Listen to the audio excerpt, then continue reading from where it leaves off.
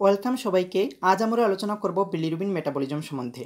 First ইয়ারে physiology এবং বায়োকেমিস্ট্রির একটা পেইড কোশ্চেন ছিল বিলিরুবিন মেটাবলিজম, এবং ফিফথ ইয়ারে যখন আমরা অবস্ট্রাকটিভ জন্ডিস লংকিস প্রেজেন্ট করব তখনও কিন্তু আমাদের ইনভেরিয়েবলি বিলিরুবিন মেটাবলিজম সম্বন্ধে জিজ্ঞাসা করা হবে। তো আজকে আমরা এটাকে তিন ভাগে ভাগ করে পড়ব। প্রথমে uptake of bilirubin by hepatocyte, secondly reuptake of bilirubin, এবং থার্ডলি সিক্রেশন অফ বিলিরুবিন।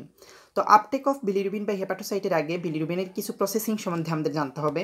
আমরা জানি আরবিসি বা রেড ব্লাড সেলের লাইফ টাইম 120 ডেজ। এই 120 ডেজ এরপর আরবিসি ব্রেকডাউন হয় রেটিকুলো এন্ডোথেলিয়াল সিস্টেম দ্বারা, যেটা লিভার, স্প্লিন, বোনমেরো এখানকার যে ম্যাক্রোফেজ রয়েছে সেগুলো কিন্তু আরবিসিকে ভেঙে দুইটা ভাগ করে ফেলে। একটা গ্লোবিন আর একটা হিম। গ্লোবিনটা অ্যামিনো অ্যাসিড হয়, সেটা আবার ইউজ হয় বডিতে, এবং হিমটা হিম অক্সিজেনের সাহায্যে বিলিভার্ডিন হয়, এবং তারপর বিলিভার্ডিন রিডাক্টের সাহায্যে বিলিরুবিন তৈরি হয়, যেটা আনকনজুগেটেড বিলিরুবিন। এই আনকনজুগেটেড বিলিরুবিনটা ওয়াটার ইনসলিবল, তাহলে সে সার্কুলেশনে গিয়ে লিভারে আপটেক হওয়ার জন্য তার অবশ্যই একটা সাহায্য লাগবে, সেটা অ্যালবুমিন। এই অ্যালবুমিনটা বিলিরুবিনের সাহায্যে বাইন্ড করে সেটা অ্যালবুমিন বিলিরুবিন কমপ্লেক্স তৈরি করে, এবং সেটা তখন হেপাটোসাইট দ্বারা ফেসিলিটেড ডিফিউশনের মাধ্যমে আপটেক হয়। তো এটুকু ছিল uptake of bilirubin by hepatocyte. Secondly যদি আমরা রিআপটেক আমরা দেখতে চাই, প্রথমে আনকনজুগেটেড বিলিরুবিনটা হেপাটোসাইটে যখন আপটেক হলো তখন একটা এনজাইম, হেপাটোসাইটের একটা এনজাইম যেটা ইউডিপি গ্লুকুরোনাইল ট্রান্সফারেজের সাহায্যে প্রথমে এটা বিলিরুবিন মনোগ্লুকুরোনাইট এবং তারপর বিলিরুবিন ডাইগ্লুকুরোনাইটে পরিণত হয়। এই বিলিরুবিন ডাইগ্লুকুরোনাইডই কনজুগেটেড বিলিরুবিন বা ডাইরেক্ট বিলিরুবিন, আর আনকনজুগেটেড বিলিরুবিনটা ছিল ইনডাইরেক্ট বিলিরুবিন। তো এই কনজুগেটেড বিলিরুবিনটা কিন্তু ওয়াটার সলিবল, যার কারণে সেটা কিন্তু সহজে এই বিলিয়ারি সিস্টেমের মাধ্যমে ইন্টেস্টাইনে চলে যেতে পারে।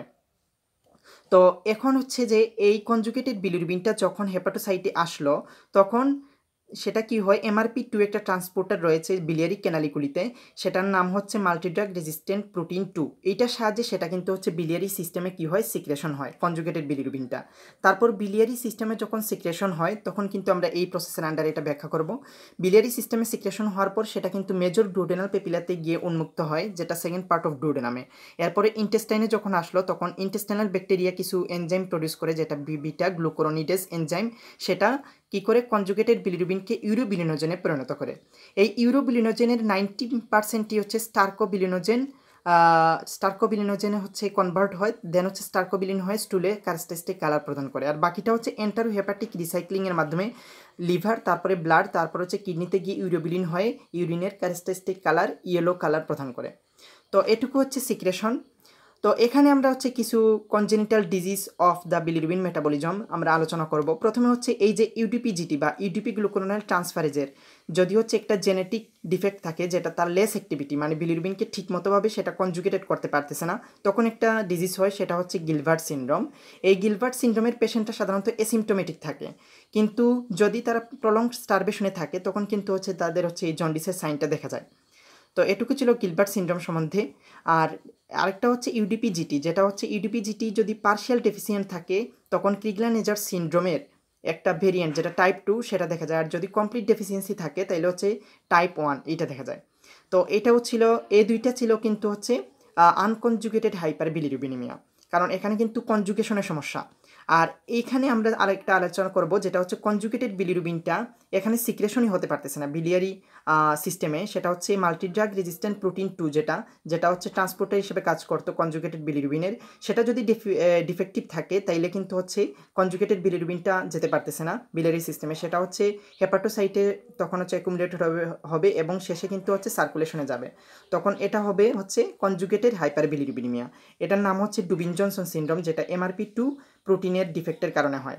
এবং কনজুগেটেড বিলিরুবিন যখন হেপাটোসাইটে প্রডিউস হয় তখন কিন্তু সেটা সরাসরি MRP2 দিয়ে বিলিয়ারি সিস্টেমে যায় না, সেটা প্রথমে কিছু ট্রান্সপোর্টার দ্বারা সার্কুলেশনে যায়, এবং দেন সার্কুলেশন থেকে আবার রিঅ্যাপটেক হয় হেপাটোসাইটে।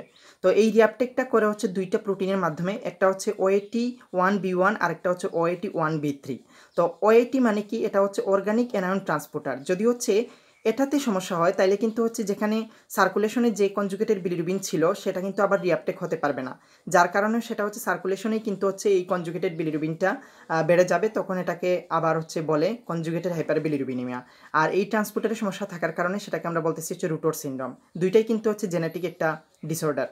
তো এটাকে আমরা কি বলি, এই দুইটাই হচ্ছে conjugated hyper bilirubinemia, Dubin Johnson syndrome এবং রুটর সিনড্রোম। তাইলে আমরা এখানে 4টা জিনিস পড়লাম, গিলবার্ট সিনড্রোম এবং হচ্ছে ক্রিগলার-নেজার সিনড্রোম, দুইটা হচ্ছে আনকনজুগেটেড হাইপার বিলিরুবিনিমিয়া, আর ডুবিন জনসন সিনড্রোম, রুটর সিনড্রোম এটা হচ্ছে কনজুগেটেড হাইপার বিলিরুবিনিমিয়া।